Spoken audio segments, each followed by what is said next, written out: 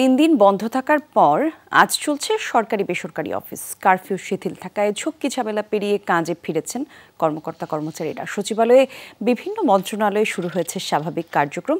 সেখানকার খবরাখবর জানাচ্ছেন আমাদের পলিটিক্যাল এডিটর আলমগীর স্বপন।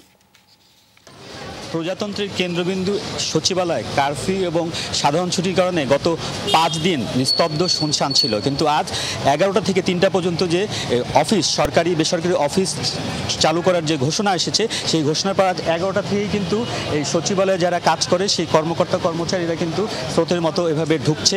আমরা 11টার পর থেকেই বা এর আগ থেকেই আমরা এখানে দেখছি যে কর্মকর্তা কর্মচারীরা যাদের গাড়ি আছে তারা গাড়ি নিয়ে ঢুকছে, যারা বিভিন্ন যানবাহনে এসেছে, পাবলিক বাসে এসেছে, তারা কিন্তু এভাবে এই 1 নম্বর গেট দিয়ে এখানে ঢুকছে। তো তারা বলছে যে পথে আসার ক্ষেত্রে তাদের কিছু গাড়ির সমস্যা হয়েছে, আবার অনেকে যানজট দেখেছে, অনেকে রিক্সা দিয়ে ভোগান্তির মধ্য দিয়ে এসেছে। হাইটা অর্ধেক পথ রিক্সায় করে আসলাম। যানজট ছিল যেহেতু দীর্ঘ 6 দিন পরে অফিস। কেমন জানি একটা সিচুয়েশন, ওইটা থেকে যে আমরা সুন্দরভাবে অফিসে আসতে পারছি, এটাই অনেক।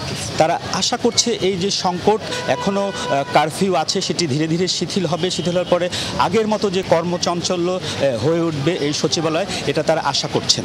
5 দিন অফিসে আসতে পারেনি, বাসায় খুব বোরিং লাগছে, সোশ্যাল মিডিয়া সব বন্ধ, খুব কষ্ট হয়েছে। এপিএ টার্গেট একটা ফিল আপ করতে হয়, এখন বেশি দিন পড়ে থাকলে দেখা যাচ্ছে আমাদের ওই টার্গেটগুলো ফিল আপ না করলে তো সমস্যা, আমরা পিছিয়ে যাব। আলমগীর স্বপন, যমুনা নিউজ, ঢাকা।